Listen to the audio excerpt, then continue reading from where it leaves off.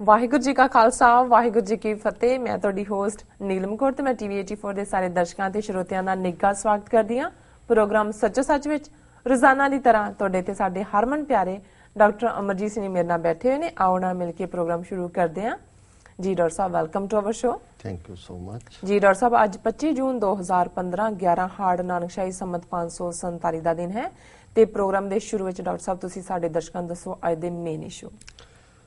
ਦੇਖੋ, ਅੱਜ 25 ਜੂਨ ਦਾ ਦਿਨ ਲਗਭਗ ਵੀ ਨਹੀਂ, ਐਗਜ਼ੈਕਟਲੀ 40 ਸਾਲ ਪਹਿਲਾਂ 25 ਜੂਨ 1975 ਦੀ ਯਾਦ ਦਿਵਾਉਂਦਾ ਹੈ, ਜਦੋਂ ਕਿ ਇੰਦਰਾ ਗਾਂਧੀ ਨੇ ਭਾਰਤੀ ਕਨਸਟੀਟਿਊਸ਼ਨ ਨੂੰ ਸਸਪੈਂਡ ਕਰਕੇ ਜਿਹੜੀਆਂ ਮੁੱਢਲੀਆਂ ਆਜ਼ਾਦੀਆਂ ਸਨ, ਜਿਨ੍ਹਾਂ ਨੂੰ ਸਿਵਲ ਲਿਬਰਟੀਜ਼ ਕਿਹਾ ਜਾਂਦਾ ਹੈ, ਜਾਂ ਜਿਹੜੇ ਫੰਡਾਮੈਂਟਲ ਰਾਈਟਸ ਮੌਲਿਕ ਅਧਿਕਾਰ ਵੀ ਭਾਰਤੀ ਸੰਵਿਧਾਨ ਦੇ ਥੱਲੇ ਸ਼ਹਿਰੀਆਂ ਨੂੰ ਮਿਲੇ ਹੋਏ ਨੇ, ਉਹ ਸਾਰੇ ਸਸਪੈਂਡ ਕਰ ਦਿੱਤੇ ਸੀ, ਜਿਹਦੇ ਲਈ ਸ਼ਬਦ ਐਮਰਜੈਂਸੀ ਯੂਜ਼ ਕੀਤਾ ਜਾਂਦਾ ਹੈ, ਸਟੇਟ ਆਫ ਐਮਰਜੈਂਸੀ ਜੀ।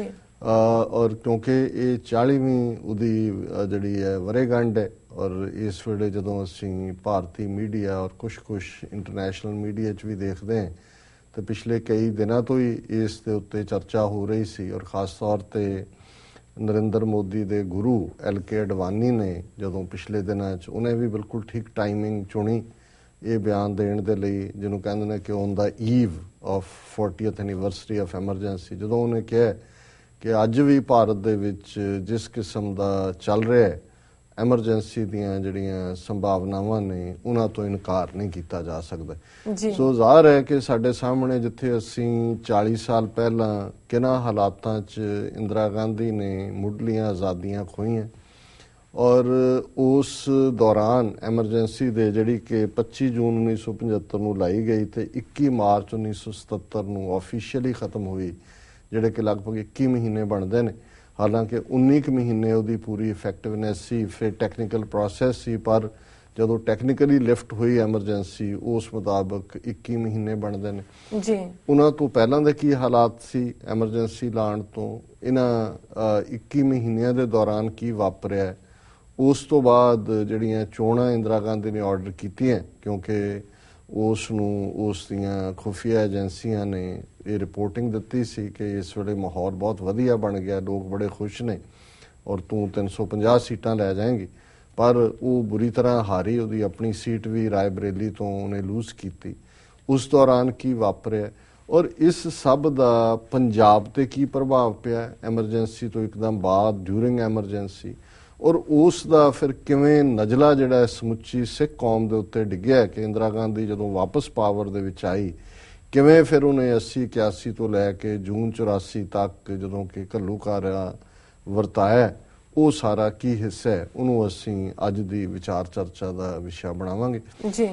ਥੋੜਾ ਜਿਹਾ ਇਸ ਦੇ ਨਾਲ ਰਿਲੇਟਡ, ਕਿਉਂਕਿ ਅੱਜ ਕੱਲ੍ਹ ਬਹੁਤ ਮੈਟੀਰੀਅਲ ਇਸ ਦੇ ਬਾਰੇ ਆਇਆ ਹੈ, ਔਰ ਈਵਨ ਇੰਦਰਾ ਗਾਂਧੀ ਦਾ ਜਿਹੜਾ ਪਰਸਨਲ ਸੈਕਟਰੀ RK ਧਵਨ, ਜਿਹੜਾ ਐਮਰਜੈਂਸੀ ਵੇਲੇ ਵੀ ਉਹਦਾ ਖਾਸਮ ਖਾਸ ਸੀ, ਉਸ ਤੋਂ ਬਾਅਦ ਵੀ ਸੀ, ਔਰ ਦਰਬਾਰ ਸਾਹਿਬ ਤੇ ਹਮਲੇ ਵੇਲੇ ਵੀ ਜਿਹੜੀ ਚੰਡਾਲ ਚੌਂਕੜੀ ਉਸ ਦਾ ਅੰਦਰੂਨੀ ਹਿੱਸਾ ਸੀ ਉਹਦੀ cabinet, Rajiv Gandhi, Arun Nehru, Arun Singh, PC Alexander, ਇਹ ਜਿਹਦਾ ਔਰ ਈਵਨ ਹਕਸਰ ਔਰ ਇਹ ਧਵਨ, ਇਹ ਸਾਰੇ ਜਿਹੜੇ ਨੇ ਚਿਦੰਬਰਮ ਜੀ, ਇਹਨਾਂ ਦਾ ਇੱਕ ਅੰਦਰੂਨੀ ਕੈਬਨਿਟ ਸੀ ਉਹਦੀ। ਲੇਕਿਨ ਹੁਣ ਉਹਨੇ ਵੀ ਇੱਕ ਬੜਾ ਐਕਸਕਲੂਸਿਵ ਇੰਟਰਵਿਊ TV ਚੈਨਲ ਨੂੰ ਲੰਬਾ ਚੌੜਾ ਦਿੱਤਾ ਹੈ ਕਿ ਜੀ ਨਹੀਂ, ਇੰਦਰਾ ਗਾਂਧੀ ਨੂੰ ਤਾਂ ਜਦੋਂ ਉਹਦੀ ਇਲੈਕਸ਼ਨ ਉਹਨੂੰ ਅਨਸੀਟ ਕੀਤਾ ਇਲਾਹਾਬਾਦ ਹਾਈ ਕੋਰਟ ਨੇ, ਤੇ ਉਹਨੇ ਉਹ ਤੋਂ ਬੜੀ ਰਿਲੈਕਸ ਸੀ, ਉਹਨੂੰ ਮੈਂ ਡਿਨਰ ਦੇ ਵੇਲੇ ਮੈਂ ਹੀ ਖਬਰ ਦਿੱਤੀ ਸੀ, ਪਰ ਐਂਬੈਸਡਰ ਜਿਹੜਾ ਬਾਅਦ ਦੇ ਵਿੱਚ ਅਮਰੀਕਾ 'ਚ ਬਣਿਆ ਭਾਰਤ ਦਾ, ਪੰਜਾਬ ਦਾ ਗਵਰਨਰ ਵੀ ਰਿਹਾ, ਉਸ ਵੇਲੇ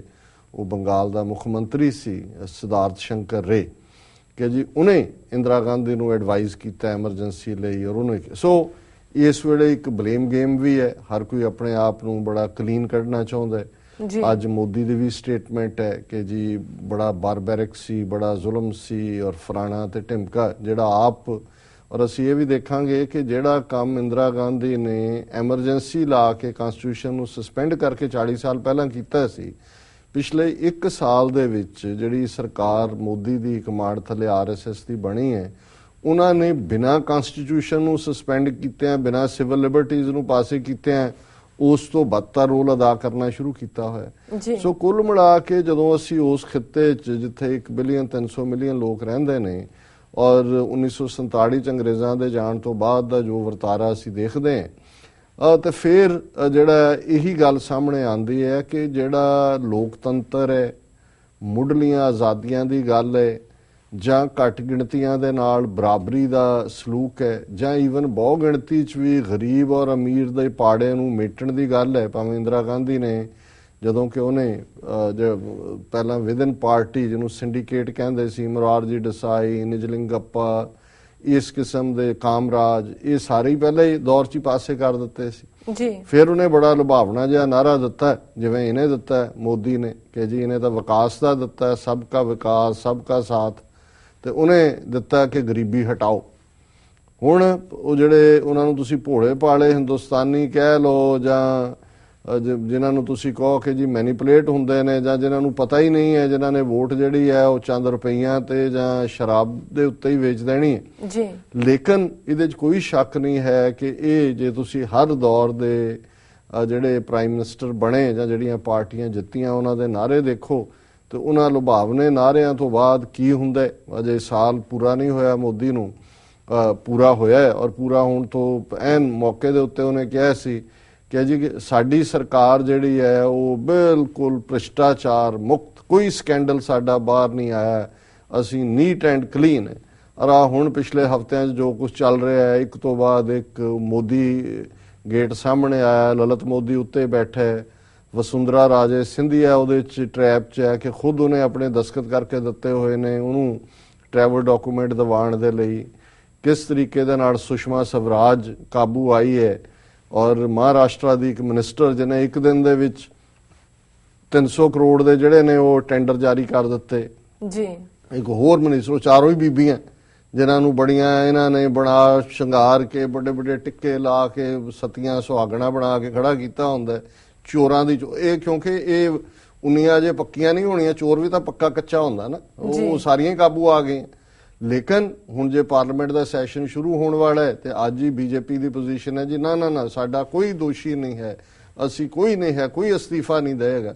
ਸੋ ਜ਼ਾਹਰ ਹੈ ਆਉਣ ਵਾਲੇ ਸੈਸ਼ਨ 'ਚ ਉਹੀ ਰੌਲਾ ਰੱਪਾ ਹੋਏਗਾ। ਕਾਂਗਰਸ ਆਪਣੇ ਪਾਸੇ ਇਹੀ ਕੁਝ ਬੀਜੇਪੀ ਕਰਦੀ ਰਹੀ ਜਦੋਂ ਕਾਂਗਰਸ ਦੀ ਹਕੂਮਤ ਸੀ। ਔਰ ਅੱਜ ਹੀ ਮੈਂ ਕਿਤੇ ਦੇਖ ਰਿਹਾ ਸੀ, ਕਿਸੇ ਦੀ ਲਿਖਤ ਸੀ ਵੀ ਜਿਸ ਮਨਮੋਹਨ ਸਿੰਘ ਨੂੰ ਮੋਹਨ ਸਿੰਘ ਮੋਦੀ ਕਹਿੰਦਾ ਸੀ ਕਿ ਜੀ ਇਹਦਾ ਮੌਨ ਰਹਿੰਦਾ, ਤੇ ਇਹਦਾ ਆਪਣਾ ਹਾਲ ਇਹ ਹੈ ਵੀ ਇੰਨਾ ਕੁਝ ਹੋ ਰਿਹਾ ਆਲੇ ਦੁਆਲੇ, ਉਹ ਜਾ ਕੇ ਖੱਬੇ ਸੱਜੇ ਉਹ ਆਪਣੀਆਂ ਗੱਲਾਂ ਮਾਰਦਾ, ਲੇਕਿਨ ਹਰ ਮੁੱਦੇ ਦੇ ਉੱਤੇ ਉਹਨੇ ਮੌਨ ਰੱਖਿਆ ਹੋਇਆ ਕਿ ਭਾਈ ਇਹ ਕਿਸ ਲੈਵਲ ਤੇ ਜਾ ਰਿਹਾ। ਸੋ ਅਸੀਂ ਇਹ ਦੇਖਦੇ ਹਾਂ ਕਿ 1947 ਚ ਜਿਸ ਤਰੀਕੇ ਦੇ ਨਾਲ, ਔਰ ਜੇ ਤੁਸੀਂ ਥੋੜੇ ਜਿਹੇ ਹੋਰ ਜਾ ਕੇ ਦੇਖੋ, ਜਿਵੇਂ ਨਹਿਰੂ ਪ੍ਰਧਾਨ ਮੰਤਰੀ ਦੇ ਲਈ ਗਾਂਧੀ ਨੇ ਉਹਨੂੰ ਚੁਣਿਆ। ਹੁਣ ਉਸ ਵੇਲੇ ਬਰਾਬਰ ਦੀ ਦੌੜ ਸੀ, ਇੱਕ ਪਾਸੇ ਜਿਹੜਾ ਇਹ ਉਮੀਦਵਾਰ ਸੀ ਨਹਿਰੂ ਤੇ ਦੂਜੇ ਪਾਸੇ ਪਟੇਲ ਸੀ, ਉਹਦੇ ਤੋਂ ਪਹਿਲਾਂ ਰਾਜਗੋਪਾਲਾਚਾਰੀਆ ਵੀ। ਸੋ ਕਿਤੇ ਨਾ ਕਿਤੇ ਗੁਜਰਾਤ ਦੇ ਬਾਣੀਏ ਗਾਂਧੀ ਦੇ ਦਿਮਾਗ 'ਚ ਸੀ ਕਿ ਕਸ਼ਮੀਰੀ ਬ੍ਰਾਹਮਣ ਨਹਿਰੂ ਜਿਹੜਾ ਕਿ ਕਹਿਣ ਨੂੰ ਐਗਨੋਸਟਿਕ ਸੀ, ਕੋਈ ਪ੍ਰੈਕਟਿਸਿੰਗ ਹਿੰਦੂ ਨਹੀਂ ਸੀ, ਪਰ ਜੇ ਤੁਸੀਂ ਉਹਦੀ ਦੇਖੋ ਜਿਹੜਾ ਕਿ ਗਾਂਧੀ ਚੰਗੀ ਤਰ੍ਹਾਂ ਸਮਝਦਾ ਸੀ ਕਿ ਇਹਦੇ ਵਿਚਲਾ ਹਿੰਦੂ ਭਾਵੇਂ ਲੇਟੈਂਟ ਹੈ, ਪਰ ਜਦੋਂ ਇਹਦੇ ਹੱਥ ਆਏਗਾ ਕੁਛ ਨਾ ਕੁਛ ਇਹ ਉਹਨੂੰ ਹੀ ਅੱਗੇ ਕਰੇਗਾ। ਹੁਣ ਜਿਵੇਂ ਯੋਗਾ ਦੇ ਹਵਾਲੇ ਨਾਲ ਅੰਤਰਰਾਸ਼ਟਰੀ ਯੋਗਾ ਡੇ ਇਹਨਾਂ ਨੇ ਕੀਤਾ, ਪਰ ਤੁਸੀਂ ਡਿਸਕਵਰੀ ਆਫ ਇੰਡੀਆ ਨਹਿਰੂ ਦੀ ਪੜ੍ਹੋ, ਨਹਿਰੂ ਨੇ ਉਹਦੇ 'ਚ ਕਿੰਨੇ ਪੇਜ ਯੋਗਾ ਤੇ ਦਿੱਤੇ ਨੇ, ਵਿਵੇਕਾਨੰਦ ਨੂੰ ਕੋਟ ਕਰਕੇ ਕਿ ਜੀ ਇਹ ਇਵੇਂ ਆ। ਉਹ ਆਪ ਵੀ ਜਿਹੜਾ ਉਹ ਸਿਰ ਥੱਲੇ ਤੇ ਲੱਤਾਂ ਉੱਤੇ ਕਰਦਾ ਹੁੰਦਾ ਸੀ, ਜਿਹਨੂੰ ਸ਼ੀਰਸ਼ ਆਸਨ ਕਹਿੰਦੇ ਨੇ, ਔਰ ਉਹਨੇ ਬੜਾ ਜਸਟੀਫਾਈ ਕੀਤਾ, ਨਾਲ ਹੀ ਕਿਹਾ ਜੀ ਇਹਦੇ ਨਾਲ ਕੋਈ ਧਰਮ ਨਾ ਜੋੜਿਆ ਜਾਏ, ਉਹਦੇ ਨਾਲ ਨਾ ਕੀਤਾ ਜਾਏ। ਸੋ ਜਿਵੇਂ ਤੁਸੀਂ, ਔਰ ਫਿਰ ਜਿਵੇਂ 1962 ਦੀ ਚਾਈਨਾ ਦੀ ਉਸ ਡਿਜ਼ਾਸਟਰ ਤੋਂ ਬਾਅਦ ਜਿਹਨੇ ਅਲਟੀਮੇਟਲੀ ਉਹਨੂੰ ਮਰਨ ਤੇ ਹੀ ਮਜ਼ਬੂਤ ਦੇ ਕੰਢੇ ਲਿਆ ਕੇ ਖੜਾ ਕੀਤਾ, ਜਿਹੜੀ ਪੈਰੇਡ ਦਿੱਲੀ ਦੇ ਵਿੱਚ ਹੁੰਦੀ ਹੈ 26 ਜਨਵਰੀ ਦੀ 63 ਦੇ ਵਿੱਚ, ਕਿਉਂਕਿ 64 ਚ ਉਹਦੀ ਮੌਤ ਹੋਈ ਹੈ 27 ਮਈ ਨੂੰ, ਉਹਦੇ ਚ RSS ਜਿਹੜਾ ਉਹਨੂੰ ਇਨਵਾਈਟ ਕੀਤਾ ਪਾਰਟਿਸਿਪੇਟ ਕਰਨ ਦੇ ਲਈ। ਹਾਲਾਂ ਇਹੀ RSS ਦੇ ਉੱਤੇ ਜਦੋਂ ਕਿ 30 ਜਨਵਰੀ 1948 ਨੂੰ ਗਾਂਧੀ ਨੂੰ ਮਾਰਿਆ ਨਥੂਰਾਮ ਗੋਡਸੇ ਨੇ ਤੇ ਪਾਬੰਦੀ ਲਾਈ ਗਈ ਸੀ। ਸੋ ਜ਼ਾਹਰ ਹੈ ਜਦੋਂ ਤੁਸੀਂ ਇਸ ਸਾਰੇ ਮਿਕਸ ਨੂੰ ਦੇਖਦੇ ਹੋ, ਨਹਿਰੂ ਦੇ ਆਪਣੇ ਅੰਦਰ ਵੀ ਜੋ ਕੁਝ ਇੰਦਰਾ ਗਾਂਧੀ ਨੇ ਕੀਤਾ 25 ਜੂਨ 1975 ਨੂੰ, ਇਹਨੂੰ ਤੁਸੀਂ ਤਾਨਾਸ਼ਾਹੀ ਕਹਿੰਦੇ ਹੋ ਕਿ ਜੀ ਸੰਵਿਧਾਨ ਸਸਪੈਂਡ ਕਰ ਦਿੱਤਾ, ਪਰ ਨਹਿਰੂ ਨੇ ਕਨਸਟੀਟਿਊਸ਼ਨਲੀ ਵੀ ਬੇਸ਼ੱਕ ਕੁਝ ਇੰਸਟੀਚਿਊਟਸ ਨੇ ਐਸਟੈਬਲਿਸ਼ ਕੀਤੀਆਂ ਡਿਫਰੈਂਟ ਫੀਲਡਸ ਦੇ ਵਿੱਚ, ਪਰ ਨਹਿਰੂ ਦਾ ਵਰਤਾਰਾ ਵੀ ਜਿਹੜਾ ਆਪਣੀ ਪਾਰਟੀ ਦੇ ਵਿੱਚ ਸੀ ਉਹ ਗੋਡ ਵਾਂਗ ਸੀ ਕਿ ਵੀ ਉਹਨੂੰ ਕੋਈ ਚੈਲੰਜ ਨਹੀਂ ਸੀ ਕਰ ਸਕਦਾ, ਉਹਦਾ ਵਰਡ ਹੀ ਫਾਈਨਲ ਵਰਡ ਹੁੰਦਾ ਸੀ। ਪਰ ਜੇ ਕਿਸੇ ਨੇ ਚੈਲੰਜ ਕੀਤਾ ਤੇ ਉਹਦੀ ਫਿਰ ਖੈਰ ਨਹੀਂ। ਔਰ ਈਵਨ ਡਾਕਟਰ BR ਅੰਬੇਦਕਰ ਵਰਗਾ ਜਿਸ ਬੰਦੇ ਨੂੰ ਕਿਹਾ ਜਾਂਦਾ ਹੈ ਕਿ ਜੀ ਕਾਂਸਟੀਟਿਊਂਟ ਅਸੈਂਬਲੀ ਦਾ ਮੁਖੀ ਸੰਵਿਧਾਨ ਲਿਖਿਆ ਹੈ, ਉਹਨੂੰ ਵੀ ਨਹਿਰੂ ਨੇ ਫਿਰ ਡਿਸਗ੍ਰੇਸ ਕਰਕੇ ਕੱਢੇ। ਔਰ ਇਹੀ ਹਾਲ ਅਸੀਂ ਸਿੱਖਾਂ ਦੇ ਹਵਾਲੇ ਨਾਲ ਦੇਖਦੇ ਹਾਂ ਕਿ ਵੀ ਕਿਉਂ ਜਿਹਾ ਵਰਤਾਰਾ ਸੀ ਕਿ ਵੀ ਜੇ ਪਹਿਲਾਂ ਉਹੀ ਨਹਿਰੂ 44 ਦੇ ਵਿੱਚ ਕਹਿ ਰਿਹਾ ਕਿ ਜੀ ਮੈਨੂੰ ਕੋਈ ਇਤਰਾਜ਼ ਨਹੀਂ, ਭਾਰਤ ਦੇ ਉੱਤਰ ਸਿੱਖਾਂ ਨੂੰ ਇੱਕ ਸੂਬਾ ਮਿਲੇ ਜਿੱਥੇ ਉਹ ਆਜ਼ਾਦੀ ਦਾ ਨਿੱਘ ਮਾਣ ਸਕਣ, ਤੇ ਮਾਸਟਰ ਤਾਰਾ ਸਿੰਘ ਨੂੰ ਫਿਰ ਉਹ ਕਹਿੰਦਾ ਕਿ ਨਾਓ ਸਰਕਮਸਟੈਂਸਸ ਹੈਵ ਨਾਓ ਚੇਂਜਡ, ਤਬ ਬਾਤ ਔਰ ਥੀ ਅਬ ਬਾਤ ਔਰ ਹੈ। ਸੋ ਇਹ ਜਿਹੜੇ ਸਾਰੇ ਡਿਕਟੇਟਰਾਨਾ ਫੈਸਲੇ ਸੀ, ਹੁਣ ਨਹਿਰੂ ਕੌਣ ਸੀ, ਇਕੱਲਾ ਪ੍ਰੋਮਿਸ ਕਰਨ ਵਾਲਾ ਜਾਂ ਕੌਣ ਡਿਨਾਈ ਕਰਨ ਵਾਲਾ, ਪਰ ਜ਼ਾਹਰ ਹੈ ਕਿ ਪਾਵਰ ਜਿਹੜੀ ਹੈ ਨਹਿਰੂ ਦੇ ਜਿਉਂਦੇ ਜੀ ਜਿਹੜੀ ਹੈ ਉਹਦੇ ਕੋਲ ਹੀ ਸੈਂਟਰਡ ਸੀ। ਭਾਵੇਂ ਕਿ ਇੱਕ ਜਿਹੜਾ ਲਬਾਦਾ, ਔਰ ਇਹੀ ਕਾਰਨ ਸੀ ਕਿ ਜੈ ਪ੍ਰਕਾਸ਼ ਨਾਰਾਇਣ ਹੋਏ, ਡਾਕਟਰ ਰਾਮ ਮਨੋਹਰ ਲੋਹੀਆ ਹੋਏ, ਜਿਹੜੇ ਉਸ ਵੇਲੇ ਬੜੇ ਵੱਡੇ ਵੱਡੇ ਉਹਨਾਂ ਨੇ ਉਹਦੇ ਨਾਲੋਂ ਜ਼ਿਆਦਾ ਜਿਹੜੀ ਹੈ ਕੰਟਰੀਬਿਊਟ ਕੀਤਾ ਹੋਇਆ ਸੀ ਫਰੀडम ਸਟਰਗਲ ਦੇ ਵਿੱਚ ਜੀ। ਲੇਕਿਨ ਨਹਿਰੂ ਜਿਹੜਾ ਉਹ ਕਿਸੇ ਨੂੰ ਕੁਝ ਨਹੀਂ ਸੀ ਸਮਝਦਾ। ਸੋ ਇੰਦਰਾ ਗਾਂਧੀ, ਜੇ ਇਸ ਬਾਰੇ ਅੱਗੇ ਵੀ ਅਸੀਂ ਜ਼ਿਕਰ ਕੀਤਾ ਸੀ ਕਿ ਕਿਵੇਂ ਜਦੋਂ ਕੋਈ ਡਿਕਟੇਟਰਾਂ ਦਾ ਪਿਛੋਕੜ ਦੇਖੇ, ਟਰਬਲ ਚਾਈਲਡਹੁੱਡ ਹੁੰਦਾ ਹੈ, ਮਾਂ ਦੇ ਨਾਲ ਕਿਵੇਂ ਨਹਿਰੂ ਸਲੂਕ ਕਰਦਾ ਸੀ, ਉਹਦਾ ਆਪਣਾ ਬਚਪਨ ਕਿਸ ਤਰ੍ਹਾਂ ਦਾ ਰਿਹਾ। ਸੋ ਉਸ ਸਾਰੇ ਮਾਹੌਲ 'ਚ ਵੀ ਨਹਿਰੂ ਨੇ ਅਲਟੀਮੇਟਲੀ ਉਸ ਨੂੰ ਜਿਹੜੇ ਉਹਨੇ ਵਿਆਹ ਵੀ ਮਰਜ਼ੀ ਨਾਲ ਕੀਤਾ ਫਿਰੋਜ਼ ਗਾਂਧੀ ਨਾਲ, ਉਹ ਵੀ ਟੁੱਟਣ ਤੱਕ ਹੋਇਆ ਨਹਿਰੂ ਦੇ ਕੋਲ, ਕਿਉਂਕਿ ਆ ਕੇ ਰਹਿਣ ਲੱਗ ਗਏ। ਉਹ ਵਿਚਾਰਾ ਬਿਮਾਰ ਜਾ ਰਿਹਾ ਕਿ ਮਰ ਗਿਆ। ਹਾਲਾਂਕਿ ਫਿਰੋਜ਼ ਗਾਂਧੀ ਆਪਣੇ ਆਪ 'ਚ ਵੀ ਬੜਾ ਇਲਸਟਰੀਅਸ ਪਾਰਲੀਮੈਂਟੇਰੀਅਨ ਸੀ, ਪਰ ਉਹ ਪਾਰਲੀਮੈਂਟ 'ਚ ਖਲੋ ਕੇ ਇਹਦੀ ਚੰਗੀ ਧੌੜੀ ਲਾਉਂਦਾ ਸੀ ਨਹਿਰੂ ਦੀ ਜੀ। ਸੋ ਕੁੱਲ ਮਿਲਾ ਕੇ ਅਸੀਂ ਦੇਖਦੇ ਹਾਂ ਔਰ ਦਰਸ਼ਕ ਦੇਖ ਰਹੇ ਨੇ ਸਕਰੀਨ ਦੇ ਉੱਤੇ ਜਿਹੜੀਆਂ ਵੀ ਪਿਕਚਰਸ ਜਾਂ ਇਮੇਜਸ ਅਸੀਂ ਕੁਝ ਲੱਭ ਸਕੇ ਹਾਂ ਕਿ ਉਸ ਦੌਰ ਦੇ ਵਿੱਚ ਹੀ ਇੰਦਰਾ ਗਾਂਧੀ ਨੂੰ ਆਪਣੇ ਵਾਰਿਸ ਦੇ ਤੌਰ ਤੇ ਨਹਿਰੂ ਨੇ ਪ੍ਰਮੋਟ ਕਰਨਾ ਸ਼ੁਰੂ ਕਰ ਦਿੱਤਾ ਸੀ।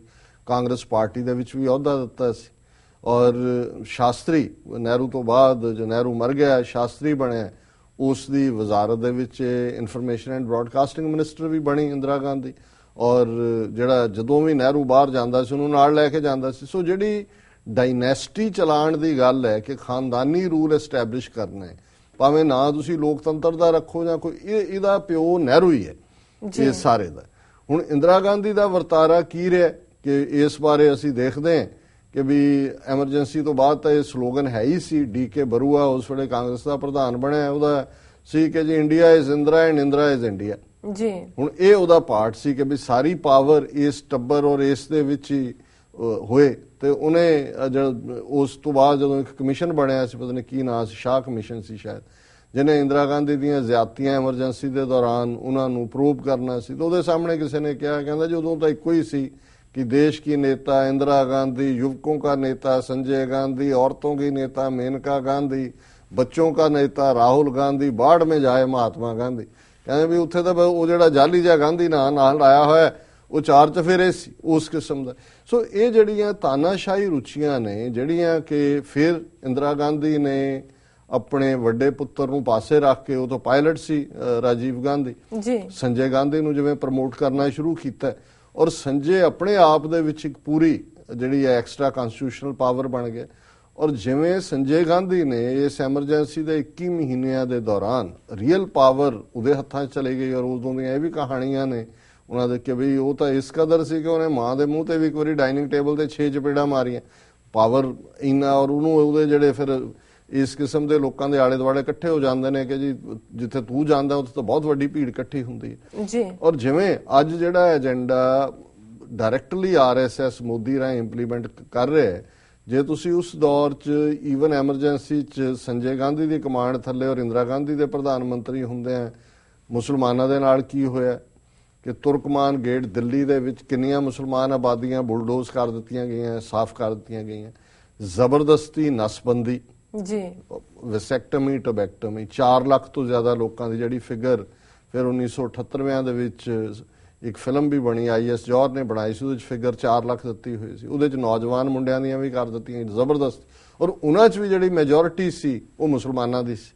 सो ये जदों असीं ये देखदे हैं कि भी ये हिंदुत्वादियां A ते B टीमां ने किवें ऑपरेट कीता है, पर जिहड़ा इमीडिएट रीजन, क्योंकि इंदिरा गांधी दा सिस्टम नारा तां गरीबी हटाओ दा सी, पर इन्ना करप्ट सिस्टम हो गया सी ਕਿ 4 ਚਫੇਰੇ ਬਦਅਮਨੀ ਸੀ। ਔਰ ਜੈ ਪ੍ਰਕਾਸ਼ ਨਾਰਾਇਣ ਜਿਹੜਾ ਕਿ ਨਹਿਰੂ ਦੇ ਲੈਵਲ ਦਾ ਲੀਡਰ ਸੀ, ਉਸ ਨੇ ਇੱਕ ਪੂਰਨ ਕ੍ਰਾਂਤੀ ਨਾਂ ਦਾ ਅੰਦੋਲਨ ਸ਼ੁਰੂ ਕੀਤਾ। ਭਾਵੇਂ ਇਸ ਦੀ ਸ਼ੁਰੂਆਤ ਗੁਜਰਾਤ ਦੇ ਵਿੱਚ ਹੋਈ, ਉੱਥੇ ਸਟੂਡੈਂਟ ਅਨਰੈਸਟ ਹੋਇਆ, ਗੁਜਰਾਤ ਚੋਂ ਬਿਹਾਰ ਚ ਆਇਆ, ਔਰ ਪੂਰਨ ਕ੍ਰਾਂਤੀ ਦੇ ਥੱਲੇ ਥਾਂ ਥਾਈਂ ਵੱਡੀਆਂ ਵੱਡੀਆਂ ਰੈਲੀਆਂ ਪ੍ਰੋਟੈਸਟ ਹੋਣੇ ਸ਼ੁਰੂ ਹੋਏ।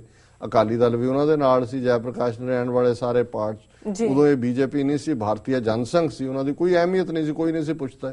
ਪਰ ਜਿੰਨੇ ਵੀ ਸੋਸ਼ਲਿਸਟ ਔਰ ਦੂਸਰੇ ਜਿਹੜੇ ਕਮਿਊਨਿਸਟ ਸਾਰੇ ਰਲ ਗਏ ਇੰਦਰਾ ਗਾਂਧੀ ਦੇ ਨਾਲ।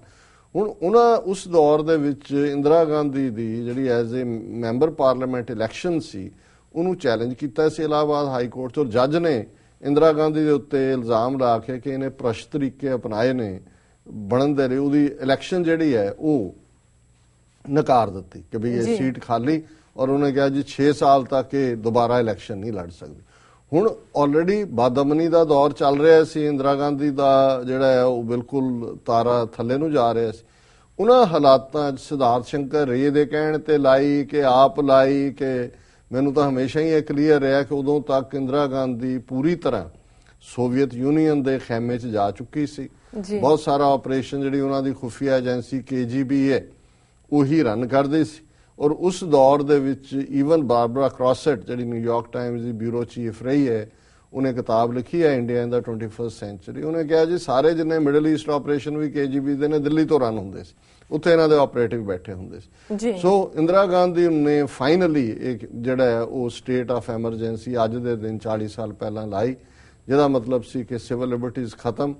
ਔਰ ਸਭ ਤੋਂ ਜ਼ਿਆਦਾ ਜਿਹੜਾ ਇਸ ਦਾ ਇੰਪੈਕਟ ਪਹਿਲਾਂ ਮੀਡੀਆ 2-3 ਦਿਨ ਪਹਿਲਾਂ ਉਹਨਾਂ ਨੇ ਬਿਜਲੀ ਕੱਟ ਦਿੱਤੀ ਉਹਨਾਂ ਦੀ, ਜਿਨ੍ਹਾਂ ਦਫ਼ਤਰਾਂ 'ਚ ਸੀ ਉਹਨਾਂ ਜ਼ਮਾਨਿਆਂ 'ਚ ਅਜੇ ਕੋਈ ਇਹ WhatsApp ਤੇ ਦੂਜਾ ਤਾਂ ਨਹੀਂ ਸੀ ਆਇਆ, ਨਾ ਹੀ ਕੋਈ ਟੈਲੀਵਿਜ਼ਨ ਦਾ ਦੌਰਾ ਸੀ। ਹੁਣ ਉਹਨਾਂ ਹਾਲਾਤਾਂ 'ਚ ਮੀਡੀਆ ਵੀ ਬਿਲਕੁਲ ਫਲੈਟ ਹੋ ਗਿਆ, ਔਰ ਜਿਹਦੇ ਬਾਰੇ ਖੁਦ ਅਡਵਾਨੀ ਨੇ ਕਿਹਾ ਕਿ they were asked to bend but they started crawling. ਉਹਨਾਂ ਨੂੰ ਕਿਹਾ ਤੇ ਅਸੀਂ ਝੁਕਣ ਲਈ ਤੇ ਉਹ ਰਿੰਗਣ ਲੱਗ ਗਏ। ਤੇ ਇੰਨਾ ਸਨਾਟਾ ਛਾਇਆ ਕਸ਼ਮੀਰ ਤੋਂ ਕੰਨਿਆ ਕੁਮਾਰੀ ਤੱਕ ਕਿ ਈਵਨ ਇੰਦਰਾ ਗਾਂਧੀ ਦੇ ਆਪਣੇ ਸ਼ਬਦ ਸੀ, ਨਾਟ ਈਵਨ ਅ ਡੌਗ ਬਾਰਕਡ, ਕਿ ਕੁੱਤਾ ਵੀ ਨਹੀਂ ਭੌਂਕਿਆ। ਇਹ ਵੱਡੀਆਂ ਪਾਰਟੀਆਂ ਦੇ ਹਵਾਲੇ ਨਾਲ ਹੈ, ਕਿਉਂਕਿ ਕਿਸੇ ਵੀ ਪੋਲੀਟੀਕਲ ਪਾਰਟੀ ਨੇ ਭਾਰਤ ਦੇ ਵਿੱਚ, ਹਾਲਾਂਕਿ ਠੀਕ ਹੈ ਕਿ ਜਿਹੜੇ ਫੜੇ ਗਏ ਉਹਨਾਂ ਦੀ ਗਿਣਤੀ ਜਿਹੜੀ ਆ ਉਹ ਹਜ਼ਾਰਾਂ ਦੇ ਵਿੱਚ ਸੀ, ਉਹਨਾਂ 'ਚ ਜੈ ਪ੍ਰਕਾਸ਼ ਨਾਰਾਇਣ ਵੀ ਅਰੈਸਟ ਹੋਇਆ, ਭਾਰਤੀ ਜਨਸੰਘ ਦੇ ਵੀ ਹੋਏ, ਕੁਛ ਜਿਹੜੇ ਨੇ ਬਚ ਕੇ ਖੱਬੇ ਸੱਜੇ ਜਿਹੜੇ ਨੇ, ਜਿਨ੍ਹਾਂ 'ਚ ਨਰਿੰਦਰ ਮੋਦੀ, ਸੁਬਰਾਮਨੀਅਮ ਸਵਾਮੀ, ਇਹ ਭੇਸ ਬਦਲ ਕੇ ਇੱਧਰ ਉੱਧਰ ਘੁੰਮਦੇ ਰਹੇ, ਪੱਗਾਂ ਬੰਨ ਕੇ ਘੁੰਮਦੇ ਰਹੇ। ਪੰਜਾਬ 'ਚ ਮੋਦੀ ਜਿਹੜਾ ਬਾਦਲ ਦੇ ਫਾਰਮ 'ਚ ਲੁਕਿਆ ਰਿਹਾ ਆ ਕੇ। ਲੇਕਿਨ ਜਿਹੜੀਆਂ ਦੂਸਰੀ ਸੋਸ਼ਲਿਸਟ ਵੀ ਫੜੇ ਗਏ, ਲੇਕਿਨ ਸਿਰਫ ਤੇ ਸਿਰਫ ਇੱਕੋ ਇੱਕ ਪਾਰਟੀ ਅਕਾਲੀ ਦਲ ਸੀ ਜਿਹਨੇ ਕਿ ਐਮਰਜੈਂਸੀ ਦੇ ਖਿਲਾਫ ਜਿਹੜਾ ਉਹ ਅਕਾਲ ਤਖਤ ਤੋਂ ਅਰਦਾਸ ਕਰਕੇ ਕਿ ਭਾਈ ਲੋਕਾਂ ਦੀਆਂ ਮੁੱਢਲੀਆਂ ਆਜ਼ਾਦੀਆਂ ਖੋਹੀਆਂ ਗਈਆਂ ਨੇ, ਇਸ ਦੇ ਖਿਲਾਫ ਮੋਰਚਾ ਲਾਇਆ, ਜਿਹੜਾ ਲਗਭਗ 19 ਮਹੀਨੇ ਚੱਲਿਆ, ਜਦੋਂ ਤੱਕ ਇੰਦਰਾ ਗਾਂਧੀ ਨੇ ਐਲਾਨ ਨਹੀਂ ਕੀਤਾ ਵੀ ਉਹ ਖਤਮ ਕਰੇਗੀ, ਭਾਵੇਂ ਟੈਕਨੀਕਲੀ 21 ਮਹੀਨੇ ਲੱਗੇ ਖਤਮ ਹੁੰਦੇ। ਔਰ ਉਸ ਮੋਰਚੇ ਵਿੱਚ 40,000 ਤੋਂ ਜ਼ਿਆਦਾ ਸਿੱਖਾਂ ਨੇ ਗ੍ਰਿਫਤਾਰੀਆਂ ਦਿੱਤੀਆਂ। ਹੁਣ ਇਹ ਉਹ ਪੀਰੀਅਡ ਹੈ ਕਿ ਜਿਹੜਾ RSS ਜਿਹੜਾ ਹੁਣ ਉਹਨੂੰ ਇੰਦਰਾ ਗਾਂਧੀ ਨੂੰ ਕੋਸ ਰਹੇ ਨੇ ਜਾਂ ਬੜੇ ਆਪਣੇ ਆਪ ਨੂੰ ਦੇਸ਼ ਭਗਤ ਸਾਬਤ ਕਰ ਰਹੇ ਨੇ, ਉਸ ਵੇਲੇ ਜਿਹੜਾ RSS ਦਾ ਮੁਖੀ ਸੀ ਉਹ ਸੀ ਮਧੂਕਰ ਦਿਓਰਸ ਜੀ। ਔਰ RSS ਉਹਨੂੰ ਫੜ ਲਿਆ ਪਹਿਲੇ ਦਿਨ ਨਹੀਂ, ਇਸ 25 ਜੂਨ ਨੂੰ, ਔਰ ਇਸੇ ਤਰ੍ਹਾਂ ਹੋਰ ਵੀ ਬਹੁਤ ਸਾਰੇ ਫੜੇ ਗਏ। ਹੁਣ ਇਹ ਮਧੂਕਰ ਦਿਓਰਸ ਜਿਹੜਾ ਹੈ ਇਹ ਯਰਬਦਾ ਜੇਲ੍ਹ ਪੂਨਾ 'ਚ ਹੈ, ਜਿੱਥੇ ਜਿੰਦੇ ਸੁੱਖੇ ਨੂੰ ਫਾਂਸੀ ਦਿੱਤੀ, ਕਿਵੇਂ ਜਕਾਰੇ ਛੱਡਦੇ ਗਏ ਨੇ ਔਰ ਖਾਲਿਸਤਾਨ ਜ਼ਿੰਦਾਬਾਦ, ਔਰ ਇਹ ਕਹਿੰਦੇ ਆ ਕਿ ਅਸੀਂ ਫਾਂਸੀ ਦਾ ਰੱਸਾ ਆਪਣੇ ਗਲ 'ਚ ਆਪ ਪਾਉਣੇ। ਪਰ ਇਹ ਮਧੂਕਰ ਦਿਓਰਸ ਨੇ ਜਦੋਂ ਇਹਨੂੰ ਗ੍ਰਿਫਤਾਰ ਕੀਤਾ, 7 ਹਫ਼ਤੇ ਦੇ ਵਿੱਚ ਹੀ ਇਹਦੀ ਫੂਕ ਨਿਕਲ ਗਈ। ਔਰ ਇਹਨੇ ਜਿਹੜੀ ਹੈ ਪਹਿਲੀ ਚਿੱਠੀ 22 ਅਗਸਤ ਨੂੰ 7 ਹਫ਼ਤੇ ਬਾਅਦ ਇੰਦਰਾ ਗਾਂਧੀ ਨੂੰ ਲਿਖੀ। ਉਹਦੇ 'ਚ ਉਹਨੇ ਉਹਦੀ ਬੜੀ ਤਾਰੀਫ ਕੀਤੀ ਕਿ ਜੀ ਤੇਰੀ 26 ਜਨਵਰੀ ਦੀ ਤਕਰੀਰ ਜਿਹੜੀ ਆ ਉਹ ਬੜੀ ਜ਼ਬਰਦਸਤ ਸੀ, ਸਵਾਦ ਆ ਗਿਆ, ਕਮਾਲ ਆ ਗਿਆ। ਐਵੇਂ ਭੁਲੇਖਾ ਹੈ RSS ਜਿਹੜਾ ਉਹ ਤਾਂ ਬਹੁਤ ਅੱਛੇ ਕੰਮ ਕਰ ਰਿਹਾ, ਅਸੀਂ ਬਿਲਕੁਲ ਦੇਸ਼ ਦੀ ਏਕਤਾ ਅਖੰਡਤਾ ਦੇ ਹੱਕ 'ਚ ਹੈ। ਮੈਨੂੰ ਬੜੀ ਖੁਸ਼ੀ ਹੋਏਗੀ ਜੇ ਤੂੰ ਮੈਨੂੰ ਮਿਲਣ ਦਾ ਮੌਕਾ ਦੇ ਔਰ ਮੈਂ ਤੈਨੂੰ ਐਕਸਪਲੇਨ, ਮਾਫੀਨਾਮਾ ਇਹਨੂੰ ਅਸੀਂ ਕਹਿੰਦੇ, ਜਿਵੇਂ ਇਹਨਾਂ ਦਾ ਸਾਵਰਕਰ ਉੱਥੋਂ ਕਾਲੇ ਪਾਣੀ ਤੋਂ ਮਾਫੀ ਮੰਗ ਕੇ ਦੌੜਿਆ ਅੰਗਰੇਜ਼ਾਂ ਤੋਂ ਜੀ। ਔਰ ਫਿਰ ਉਹਦਾ ਇੰਦਰਾ ਗਾਂਧੀ ਨੇ ਕੋਈ ਜਵਾਬ ਨਹੀਂ ਦਿੱਤਾ, ਕਿਉਂਕਿ ਉਹਨੇ ਪਹਿਲੀ ਸਟੇਜ ਤੋਂ ਉਹਨੂੰ ਲੱਗਦਾ ਸੀ ਕਿ ਵੀ ਪਤਾ ਨਹੀਂ ਕੀ ਹੋ ਜਾਏਗਾ ਐਮਰਜੈਂਸੀ। ਉਹ ਤਾਂ ਉਹਨੇ ਕਿਹਾ ਵੀ ਕੁੱਤਾ ਵੀ ਨਹੀਂ ਭੌਂਕਿਆ। ਫਿਰ ਉਹਨੇ ਦੂਜੀ ਚਿੱਠੀ ਜਿਹੜੀ ਹੈ 10 ਨਵੰਬਰ ਨੂੰ ਲਿਖੀ। ਇਹ RSS ਦੇ ਚੀਫ ਦੀ ਗੱਲ ਹੈ, ਜਿਹੜਾ ਹੁਣ ਮੋਹਨ ਭਾਗਵਤ 1000 ਸਾਲ ਬਾਅਦ ਇਹ ਇਹਨਾਂ ਦੀ ਕਰਤੂਤ ਹੈ। ਔਰ ਦੂਜੀ 10 ਨਵੰਬਰ ਨੂੰ ਲਿਖੀ। ਉਹਦੇ 'ਚ ਉਹਦੇ ਤੋਂ ਵੀ ਲੰਮਾ ਪੈ ਕੇ ਜਿਹੜਾ ਉਹ ਡੰਡੌਤ ਬੰਦਨਾ ਕੀਤੀ। ਇੰਦਰਾ ਗਾਂਧੀ ਨੇ ਫਿਰ ਉਹਦਾ ਕੋਈ ਰਿਸਪੌਂਡ ਨਹੀਂ ਕਿਹਾ ਵੀ ਗੈਟ ਲੌਸਟ, ਜਿਵੇਂ ਉਹਦਾ ਸਟਾਈਲ ਸੀ ਜੀ। ਫਿਰ ਇਹਨੇ ਜਿਹੜਾ ਮਧੂਕਰ ਦਿਓਰਸ ਨੇ 2 ਚਿੱਠੀਆਂ ਵਿਨੋਬਾ ਭਾਵੇ ਨੂੰ ਲਿਖੀਆਂ। ਵਿਨੋਬਾ ਭਾਵੇ ਗਾਂਧੀ ਦਾ ਬੜਾ ਨਜ਼ਦੀਕੀ ਸੀ, ਕਲੋਜ਼ ਸੀ, ਔਰ ਉਹਦੇ ਆਸ਼ਰਮ 'ਚ ਇੰਦਰਾ ਗਾਂਧੀ ਨੇ ਮਿਲਣ ਜਾਣਾ ਸੀ ਉਹਨੂੰ। ਸੋ ਉਹਨੂੰ ਦਿਓਰਸ ਉਹਨੂੰ ਵਿਨੋਬਾ ਭਾਵੇ ਨੂੰ ਲਿਖਦਾ ਹੈ ਕਿ ਜੀ ਦੇਖ, ਇੰਦਰਾ ਗਾਂਧੀ ਨੇ ਤੇਰੇ ਕੋਲ ਆਣਾ, ਸਾਡੇ ਵਰਗੋਂ ਵੀ ਬੇਨਤੀ ਹੈ, ਹੈਂਜੀ, ਜਿਵੇਂ ਹੱਥ ਜੋੜ ਕੇ ਕਹਿੰਦੇ ਨੇ ਲਲਕਲੀਆਂ ਕੱਢਣਾ, ਹੈਂਜੀ, ਕਿ ਵੀ ਸਾਡਾ ਕੋਈ ਕਸੂਰ ਨਹੀਂ। ਔਰ ਦੂਜਾ, ਸੋ ਇੱਕ ਪਾਸੇ ਤਾਂ ਇਹ ਪਾਰਟ ਜਿਹੜਾ ਹੈ ਇਹ ਚੱਲ ਰਿਹਾ ਸੀ। ਹੁਣ ਤੁਸੀਂ ਇਸ ਨੂੰ ਉਹਨਾਂ ਦੀ ਜਿਹੜੀ ਹੈ, ਔਰ ਇਹ ਗੱਲ ਕੁਲਦੀਪ ਨਈਅਰ ਵਰਗਾ ਜਿਹੜਾ ਜਿਹਨੂੰ ਮੈਂ ਘਾਹ ਦਾ ਸੱਪ ਕਹਿੰਦਾ ਹੈ ਔਰ ਨੈਸ਼ਨਲਿਸਟ ਹੈ ਆਪਣੀ ਕੈਪੈਸਿਟੀ ਦਾ, ਉਹਦਾ ਕਹਿਣਾ ਹੈ ਕਿ ਵੀ ਜਿਹੜੀਆਂ ਸੈਕੂਲਰ ਪਾਰਟੀਆਂ ਸੀ ਉਹ ਤਾਂ ਖਤਮ ਹੋ ਗਈਆਂ ਬਿਲਕੁਲ ਹੀ। ਸਿਰਫ ਪੈਰੋਕੀਅਲ ਜਿਹੜੀਆਂ ਇਲਾਕਾ ਹੀ ਸੀ ਜਿਹਦੇ 'ਚ ਉਹਨੇ ਅਕਾਲੀ ਦਲ ਦਾ ਉਹਨੇ ਹੀ ਨਾਂ ਲਿਆ, ਬਾਕੀ ਕਿਸੇ ਹੋਰ ਕਵਰੇਜ 'ਚ ਮੈਂ ਅਕਾਲੀ ਦਲ ਦਾ ਨਾਂ ਨਹੀਂ ਦੇਖਿਆ। ਉਹਨੇ ਕਿਹਾ ਜੀ ਉਹਨਾਂ ਨੇ ਉਸ ਨੂੰ ਅਪੋਜ਼ ਕੀਤਾ। ਹੁਣ ਅਸੀਂ ਇਹ ਦੇਖਦੇ ਹਾਂ, ਜਿਹਨੂੰ ਤੁਸੀਂ ਪੋਲੀਟੀਕਲ ਵਿਜ਼ਡਮ ਕਹੋ, ਇਹਨੂੰ ਫੋਲੀ ਕਹੋ, ਮੂਰਖਤਾ ਕਹੋ। ਟ੍ਰਿਬਿਊਨ ਦੇ ਵਿੱਚ ਜਿਹੜੇ 2 ਟ੍ਰਿਬਿਊਨ ਦੇ ਨੇ ਅੱਛੇ, ਦੋਨੋਂ ਹੀ ਸਿੱਖ ਨੇ ਵੈਸੇ ਜਰਨਲਿਸਟ, ਰੁਪਿੰਦਰ ਸਿੰਘ ਤੇ ਸਰਬਜੀਤ ਧਾਲੀਵਾਲ, ਉਹਨਾਂ ਨੇ ਬਾਦਲ ਦਾ ਇੰਟਰਵਿਊ ਕੀਤਾ ਕਿਉਂਕਿ ਬਾਦਲ ਨੇ ਪਹਿਲਾ ਜਥਾ ਲੈ ਕੇ ਤਲਵੰਡੀ ਟੋੜਾ ਇਹਨਾਂ ਨੇ ਕਿਉਂਕਿ ਮੋਰਚਾ ਲਾਇਆ ਅਕਾਲ ਤਖਤ ਤੋਂ ਕਿ ਵੀ ਅਸੀਂ ਨਹੀਂ ਇਸ ਨੂੰ ਸਹਾਰਾਂਗੇ। ਹਾਲਾਂਕਿ ਗਿਆਨੀ ਜ਼ੈਲ ਸਿੰਘ ਚੀਫ ਮਿਨਿਸਟਰ ਸੀ ਪੰਜਾਬ ਦਾ ਉਸ ਵੇਲੇ ਜੀ, ਕਿਸੇ ਅਕਾਲੀ ਲੀਡਰ ਨੂੰ ਉਹਨਾਂ ਨੇ ਗ੍ਰਿਫਤਾਰ ਨਹੀਂ ਕੀਤਾ। ਇਹ ਸਮਝਦੇ ਸੀ ਕਿ ਵੀ ਸਿੱਖਾਂ ਦੇ ਨਾਲ ਅਸੀਂ ਬਣਾ ਕੇ ਰੱਖਣਾ ਚਾਹੁੰਦੇ।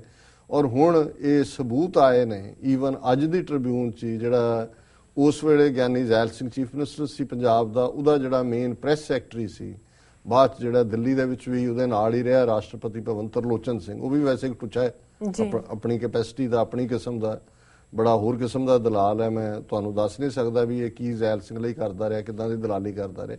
ਪਰ ਕੁਝ ਚੀਜ਼ਾਂ ਜਿਹੜੇ ਲੋਕ ਉਹ ਕਲੋਜ਼ ਹੁੰਦੇ ਨੇ, ਜਦੋਂ ਉਹ ਇੰਕਸ਼ਾਫ ਕਰਦੇ ਨੇ ਤਾਂ ਉਹਨਾਂ ਨੂੰ ਤੁਸੀਂ ਰਿਲੇਟਿਵਲੀ ਮੰਨ ਲੈਂਦੇ ਹੋ ਕਿਉਂਕਿ ਉਹ ਇਨਸਾਈਡਰ ਹੈ।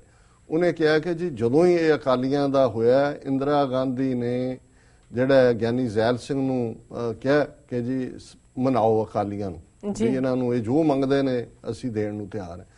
ਉਹ ਕਹਿੰਦਾ ਵੀ ਗਿਆਨੀ ਜ਼ੈਲ ਸਿੰਘ ਨੇ ਮੈਨੂੰ ਕਿਹਾ ਕਿ ਜੀ ਮਤਲਬ ਸੰਪਰਕ ਕੀਤਾ ਕਿ ਵੀ ਜੇ ਬਾਦਲ ਦਿੱਲੀ ਆ ਜਾਣ ਤੇ ਅਸੀਂ ਸਾਰਾ ਕੁਝ ਨਿਬੇੜ, ਜੋ ਪੰਜਾਬ ਨੂੰ ਚਾਹੀਦਾ ਅਸੀਂ ਦੇ ਦੇਵਾਂਗੇ ਸਿੱਖਾਂ ਨੂੰ।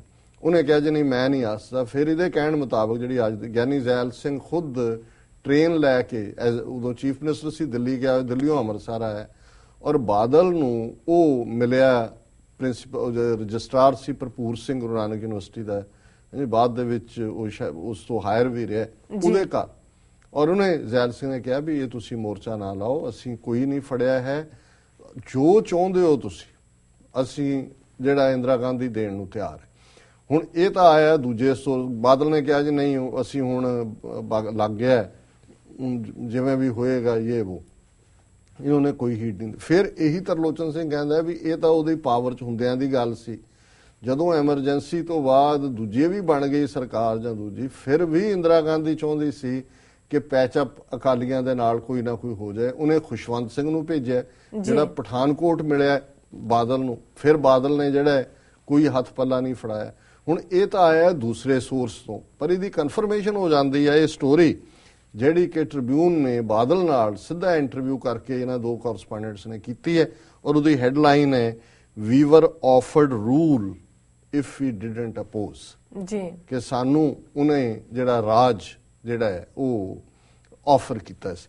ਔਰ ਇਹ ਇੱਕ ਤਾਂ ਹੁੰਦਾ ਜੀ ਚਲੋ ਚੀਫ ਮਿਨਿਸਟਰ ਤੁਸੀਂ ਵਕਤੀ ਤੌਰ ਤੇ ਬਣ ਜਾਓ, ਕਿਉਂਕਿ ਗਿਆਨੀ ਕਾਂਗਰਸ ਦੀ ਸਰਕਾਰ ਸੀ, ਅਕਾਲੀਆਂ ਦੇ ਪੱਲੇ ਤੋਂ ਉਦੋਂ ਕੁਝ ਵੀ ਨਹੀਂ ਸੀ। ਲੇਕਿਨ ਇਸ ਇੰਟਰਵਿਊ 'ਚ ਜਿਹੜੀਆਂ 2 ਗੱਲਾਂ, ਇੱਕ ਤਾਂ ਬਾਦਲ, ਹੁਣ ਜਿਵੇਂ ਅਸੀਂ 47 ਤੋਂ ਪਹਿਲਾਂ ਦੇ ਦੌਰ ਨੂੰ ਰੋਂਦੇ ਹਾਂ ਕਿ ਜੀ ਕੁਰਬਾਨੀਆਂ ਅਸੀਂ ਕੀਤੀਆਂ, ਤੀਸਰੀ ਧਿਰ ਸੀ, ਸਾਨੂੰ ਕੁਝ ਮਿਲਦਾ ਸੀ, ਅੰਗਰੇਜ਼ ਵੀ ਹਮਦਰਦੀ ਰੱਖਦੇ ਸੀ, ਮੁਸਲਿਮ ਲੀਗ ਅਸੀਂ ਕੁਝ ਨਹੀਂ। ਪਰ ਤੁਸੀਂ ਈਵਨ ਇਸ ਐਮਰਜੈਂਸੀ ਸਿਚੁਏਸ਼ਨ 'ਚ ਦੇਖੋ ਕਿ ਸਿੱਖਾਂ ਨੇ ਪੋਲੀਟੀਕਲ ਪਾਵਰ ਦਰਵਾਜ਼ੇ ਤੇ ਆਈ ਜਿਹੜੀ ਉਹ ਵਾਪਸ ਮੋੜ ਦਿੱਤੀ। ਹੁਣ ਇਹ ਉਹ ਦੌਰ ਹੈ ਔਰ ਇਹ ਜਦੋਂ ਮੈਂ ਪੜ੍ਹ ਰਿਹਾ ਸੀ, ਹਾਲਾਂਕਿ ਮੈਨੂੰ ਪਤਾ ਸੀ ਥੋੜੇ ਜਿਹੇ ਫੈਕਟ ਇਸ ਦੇ, ਪਰ ਹੁਣ ਕਿਉਂਕਿ ਡਾਇਰੈਕਟਲੀ ਬਾਦਲ ਦੇ ਮੂੰਹ ਆਇਆ, ਕਮਿੰਗ ਜਿਹਨੂੰ ਸੋਰਸ ਕਹਿੰਦੇ ਨੇ ਕਮਿੰਗ ਫਰਮ ਦਾ ਹਾਰਸ ਮਾਊਥ। ਤਰਲੋਚਨ ਸਿੰਘ ਤਾਂ ਚਲੋ ਇੱਕ ਟੁੱਚਾ ਹੈ, ਉਹਨੇ ਵੀ ਉਸ ਗੱਲ ਨੂੰ ਜਿਹੜਾ ਉਹ ਆਪਣੇ ਤੌਰ ਦੇ ਉੱਤੇ ਉਸ ਦੇ ਉੱਤੇ ਮੋਹਰ ਲਾ ਦਿੱਤੀ। ਹੁਣ ਸਰ ਕਪੂਰ ਸਿੰਘ ਜਦੋਂ ਇਸ ਗੱਲ ਨੂੰ ਬਿਆਨਦੇ ਨੇ ਕਿ ਕਉ ਕਿਸੇ ਕੋ ਰਾਜ ਨਾ ਦੇ ਹੈ ਜੋ ਲੈ ਹੈ ਨਿਜ ਬਲ ਸੇ ਲੈ ਹੈ, ਤੇ ਉਹਦੀ ਡੀਟੇਲ ਇੰਟਰਪ੍ਰੀਟੇਸ਼ਨ ਜੋ ਕਹਿੰਦੇ ਨੇ ਕਿ ਪੋਲੀਟੀਕਲ ਪਾਵਰ ਕਦੇ ਵੀ ਕੋਈ ਸਟਰੋਂਗਰ ਐਲੀਮੈਂਟ ਆਮ ਹਾਲਤ ਕਿਸੇ ਨੂੰ ਨਹੀਂ ਦਿੰਦਾ ਜੀ ਜੀ। ਸਰਕਮਸਟੈਂਸਸ ਇਸ ਕਿਸਮ ਦੇ ਕ੍ਰੀਏਟ ਹੁੰਦੇ ਨੇ ਕਿ ਤੁਸੀਂ ਆਪਣੀ ਸ਼ਕਤੀ ਜਿਹੜੀ ਹੈ ਉਸ ਦੇ ਰਾਹੀਂ ਦੁਸ਼ਮਣ ਨੂੰ ਇਹ ਰਿਅਲਾਈਜ਼ ਕਰਵਾਉਂਦੇ ਹੋ ਕਿ ਤੁਹਾਡੀ ਕੀ ਅਹਿਮੀਅਤ ਹੈ, ਤੇ ਉਹਦੇ ਚੋਂ ਤੁਸੀਂ ਇੱਕ ਚੰਕ ਲੈ ਲੈਂਦੇ ਹੋ। ਜਿਵੇਂ 18ਵੀਂ ਸਦੀ ਜੋ ਕਹਿੰਦੇ ਸੀ ਵੀ ਨਵਾਬੀ ਆਈ, ਨਵਾਬੀ ਦੀ ਖਿਲਤ ਸਿੱਖ, ਭਾਵੇਂ ਸਿੱਖਾਂ ਨੇ ਅਲਟੀਮੇਟਲੀ ਕੰਪਲੀਟ ਫਰੀडम ਦੀ ਗੱਲ ਕੀਤੀ, ਪਰ ਉਹਨਾਂ ਦੇ ਸਾਹਮਣੇ ਕਿਉਂਕਿ ਸਿੱਖਾਂ ਦੀ ਭਾਵੇਂ ਨੋਇਸੈਂਸ ਵੈਲਿਊ ਸੀ ਲਾਹੌਰ ਲਈ, ਅਫਗਾਨਾਂ ਦਾ ਵੀ ਇੱਕ ਚੈਲੰਜ ਆ ਗਿਆ, ਤੇ ਮੁਗਲਾਂ ਨੇ ਕਿਹਾ ਜੀ ਸਿੱਖਾਂ ਨਾਲ ਬਣਾ ਕੇ ਰੱਖੋ, ਉਹਨਾਂ ਨੇ ਨਵਾਬੀ ਸਬ ਨੇਸ਼ਨ, ਉਹਨਾਂ ਨੇ ਕਿਹਾ recognition of the sub nation ਜੀ। ਹੁਣ ਇਹ ਉਹ ਹਾਲਾਤ ਸੀ ਕਿ ਇੰਦਰਾ ਗਾਂਧੀ ਕਸੂਤੀ ਫਸੀ ਹੋਈ ਸੀ, ਉਹਨੇ ਦੇਖ ਲਿਆ ਵੀ ਬਾਕੀਆਂ ਦਾ, ਕਿਉਂਕਿ ਬਾਅਦ ਚ ਤਾਂ ਸਾਰੇ ਸੁਸਰੀ ਵਾਂਗ ਸੋ ਗਏ, ਉਦੋਂ ਇੰਦਰਾ ਗਾਂਧੀ ਨੂੰ ਪਤਾ ਨਹੀਂ ਸੀ ਕਿ ਇਦਾਂ ਸੌ ਜਾਣਗੇ, ਔਰ ਉਹਨੇ ਦੇਖ ਲਿਆ ਜਾਂ ਉਹਨਾਂ ਦੀਆਂ ਏਜੰਸੀਆਂ ਨੇ ਵੀ ਜੇ ਕੋਈ ਪੋਟੈਂਸ਼ੀਅਲ ਹੈ ਤੇ ਸਿੱਖਾਂ ਨੇ ਖਲੋਣਾ ਜੀ, ਤੇ ਉਹਨਾਂ ਨੇ ਇਹ ਕਿਹਾ, ਔਰ ਜਿਹੜੀ ਮੇਰੇ ਕੋਲ ਇਨਸਾਈਡ ਸਟੋਰੀ ਵੀ ਰਹੀ ਕਿ ਇੰਦਰਾ ਗਾਂਧੀ ਦਾ ਜਿਹੜਾ ਐਮਐਸਰੀ ਜਿਹੜੀ ਇਹ ਮੀਟਿੰਗ ਵੀ ਹੋਈ, ਇਸ ਤੋਂ ਇਲਾਵਾ ਦੂਸਰਿਆਂ ਲੀਡਰਾਂ ਨਾਲ ਵੀ ਹੋਈ, ਉਹਨਾਂ ਨੇ ਕਿਹਾ ਜੀ ਲੈ ਲਓ ਪੰਜਾਬ, ਚੰਡੀਗੜ੍ਹ, ਪੰਜਾਬੀ ਬੋਲਦੇ ਇਲਾਕੇ, ਰਿਵਰ ਵਾਟਰਸ, ਔਰ ਲਿਖਾ ਲਓ ਪਬਲਿਕਲੀ ਕਿ ਮੈਨੂੰ ਸਿਰਫ ਤੁਸੀਂ ਸੈਂਟਰ ਸਪੋਰਟ ਕਰੋ,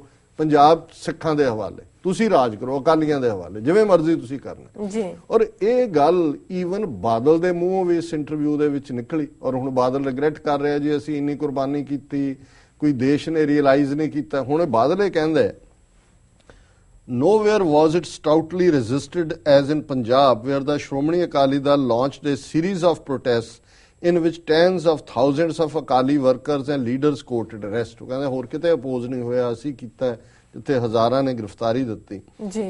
As Punjab Chief Minister Prakash Singh Badal told the Tribune, Shromani Akali Dal leaders were assured that they could rule Punjab provided they didn't oppose the emergency, but they spurred the offer. The Morcha continued till the emergency was lifted in 1977. ਉਹਨੇ ਕਿਹਾ ਜੀ ਸਾਨੂੰ offer ਆਈ ਸੀ ਕਿ ਵੀ ਤੁਸੀਂ ਇਹ ਰਾਜ ਕਰੋ, ਪਰ ਅਸੀਂ ਇਹ ਆਫਰ ਨਹੀਂ ਲਈ।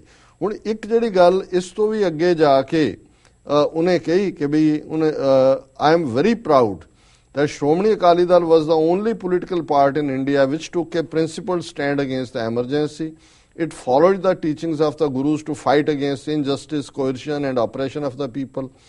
The very first day that the emergency was imposed, we held a meeting at Amritsar to discuss the situation. ਹੁਣ ਇਹ ਬੜੀ important line ਹੈ। A messenger from Indira Gandhi brought the offer of perpetual rule. Perpetual ਹੁੰਦਾ till eternity, ਅਨੰਤ ਤੱਕ ਜੀ। ਉਹਨਾਂ ਨੇ offer ਕੀਤਾ ਵੀ ਹਮੇਸ਼ਾ ਲਈ ਤੁਹਾਡਾ ਰਾਜ। ਇਹ ਹੁਣ ਬਾਦਲ ਕਹਿ ਰਿਹਾ ਹੈ ਇਹ ਮੈਸੇਂਜਰ ਫਰਮ ਇੰਦਰਾ ਗਾਂਧੀ, ਕਿ ਇਹ ਦਿੱਲੀੋਂ ਇੰਦਰਾ ਗਾਂਧੀ ਦਾ ਇੱਕ ਜਿਹੜਾ ਦੂਤ ਆਇਆ Messenger, brought the offer of perpetual rule, ਕਿ ਪੰਜਾਬ forever ਤੁਹਾਡੇ ਹਵਾਲੇ, perpetual rule with no interference from the Congress government at the center if we did not oppose the emergency. ਹੁਣ ਇਹ ਦੇਖਣ ਤੋਂ ਬਾਅਦ, ਇਹ ਡਿਸਕਸ ਕਰਨ ਤੋਂ ਬਾਅਦ ਕੀ ਕਹਿਣ ਨੂੰ ਜੀ ਕਰਦਾ ਜੀ ਜੀ ਕਿ ਤੁਹਾਡੇ ਬੂਹੇ ਤੇ ਆ ਕੇ ਦਸਤਕ ਕੀਤੀ ਇੱਕ ਵਾਰੀ ਫੇਰ। ਇਹਦਾ ਮਤਲਬ ਇਹ ਸੀ ਕਿ ਜੋ ਆਨੰਦਪੁਰ ਦੇ ਮਥੇ 'ਚ ਹੈ, ਈਵਨ ਉਸ ਤੋਂ ਵੀ ਬਿਯੋਂਡ ਜਾ ਕੇ ਕਿ ਫੋਰਐਵਰ ਤੁਹਾਡੇ ਹਵਾਲੇ, ਸਿਰਫ ਸੈਂਟਰ ਦੇ ਵਿੱਚ ਹਮਾਇਤ। ਮਤਲਬ ਇਹ ਸੀ ਕਿ ਉਨਾ ਤੁਸੀਂ ਮੰਨ ਲਓ ਕਿ ਵੀ ਤੁਸੀਂ ਅਲਟੀਮੇਟਲੀ ਜਿਹੜਾ ਉਹ ਸੈਂਟਰ ਨੂੰ ਦੇ ਵਿੱਚ ਮੇਰੀ ਹਮਾਇਤ ਕਰੋਗੇ, ਤੇ ਜੋ ਤੁਹਾਡਾ, ਕਿਉਂਕਿ ਇਹ ਤਾਂ ਇੱਕ ਲਾਈਨ ਜਦੋਂ ਉਹਨੇ ਅਨੰਤ ਤੱਕ ਦੀ ਗੱਲ ਕੀਤੀ ਹੈ, ਪਰ ਜਿਹੜੀਆਂ ਡੀਟੇਲਡ ਆਫਰਸ ਸੀ ਉਹਦੇ 'ਚ ਸਾਰਾ ਵੇਰਵਾ ਸੀ। ਪਰ ਇਹ ਬਾਦਲ ਜਿਸ ਨੇ ਪੰਥ ਨੂੰ ਹਮੇਸ਼ਾ ਹੀ ਅੱਧੀ ਸਦੀ ਤੋਂ ਇਸ RSS ਦੇ ਖਾਤੇ 'ਚ ਪਾਇਆ, ਇਹ ਇਹਨਾਂ ਦੇ ਢਹਿ ਚੜਿਆ ਹੋਇਆ ਸੀ। ਔਰ ਨਤੀਜੇ ਦੇ ਤੌਰ ਤੇ ਜਿਹੜੀਆਂ ਓਪਰਚੁਨਿਟੀਜ਼ ਬਣਦੀਆਂ, ਅਸੀਂ 47 ਦੀ ਗੱਲ ਤਾਂ ਕਰਦੇ ਹਾਂ, ਉਹਨੂੰ ਕਈ ਜਿਹੜੇ ਨੇ ਅਣਜਾਣ ਕਿਸਮ ਦੇ ਜਾਂ ਕਈ ਬੇਈਮਾਨ ਕਿਸਮ ਦੇ ਚੈਲੰਜ ਕਰਦੇ ਨੇ ਜੀ, ਕਦੋਂ ਅੰਗਰੇਜ਼ਾਂ ਨੇ ਆਫਰ ਕੀਤਾ ਜੀ, ਕਿਹੜਾ ਡਾਕੂਮੈਂਟ ਆਇਆ ਜੀ, ਕੋਈ ਡਾਕੂਮੈਂਟ ਨਹੀਂ ਜੀ ਆਇਆ ਸਾਹਮਣੇ। ਹੁਣ ਡਾਕੂਮੈਂਟ ਹੈ, ਉਹ ਤਾਂ ਛੱਡੋ ਅੰਗਰੇਜ਼ਾਂ ਦੀ ਗੱਲ, ਕਿ ਬਈ ਤੁਹਾਡੇ ਕੋਲ 40 ਸਾਲ ਪਹਿਲਾਂ ਇੱਕ ਓਪਰਚੁਨਿਟੀ ਅਗੇਨ ਤੁਹਾਡੇ ਦਰਵਾਜ਼ੇ ਤੇ ਦਸਤਕ ਦੇ ਰਹੀ ਸੀ। ਔਰ ਇਹ ਹੈ ਉਹ ਗੱਲ ਕਿ ਹਰ ਸ਼ਾਖ पे उल्लू बैठा है, अंजाम में गुलिस्तां क्या होगा, बर्बाद गुलिस्तां करने को जब एक ही उल्लू काफी था। जी, इत्थे जी। तो हर शाख ते उल्लू बैठा है। ये उल्लू डोगरा और जिहदे बारे जे गल कहनी होए तो मैं वो निरछल प्यारा सिंह निरछल दियां ही उन्हां लाइनां दे नाल इहनूं क्लोज करदा इस सैगमेंट नूं विद हैवी हार्ट कि जी। भी एक नहीं, दो नहीं, चार डोगरे, कौम विच कई ने हज़ार डोगरे, हर वड्डे डोगरे दा निक्का डोगरा, हर निक्के डोगरे दे कई यार डोगरे। सो ये सारी डोगरियां दी फौज दा commander in chief Prakash Singh Badal की कहिए हाय हाय ਮੂੰਹ ਨੂੰ ਮੈਂ ਇਸ ਹੋਰ ਕੀ ਸ਼ਬਦ ਕਹਾਂ। ਜੀ ਡਾਕਟਰ ਸਾਹਿਬ ਤੁਹਾਡਾ ਬਹੁਤ ਬਹੁਤ ਸ਼ੁਕਰੀਆ। ਇਸ ਦੇ ਨਾਲ ਲੈਣੇ ਬ੍ਰੇਕ। ਵਿਊਅਰਸ ਤੁਸੀਂ ਕਿਤਨੇ ਜਾਣਾ, ਮਿਲਦੇ ਆ ਆਫਟਰ ਦੇ ਸ਼ਾਰਟ ਬ੍ਰੇਕ।